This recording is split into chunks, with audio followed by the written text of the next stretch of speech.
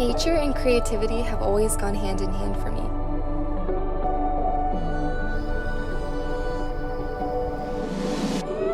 It's what made sense and what makes sense.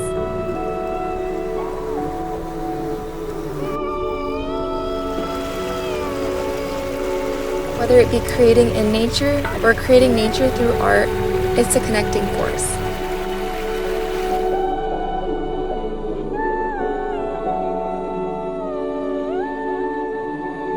When I chose a path in art, I had no idea where it would take me or what it would mean to me, but it called to me.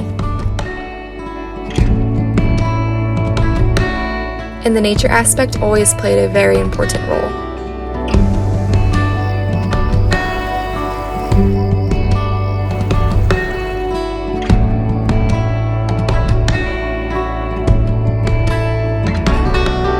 Three years ago, I took the leap to go full-time into Rayco design, and I'll never look back.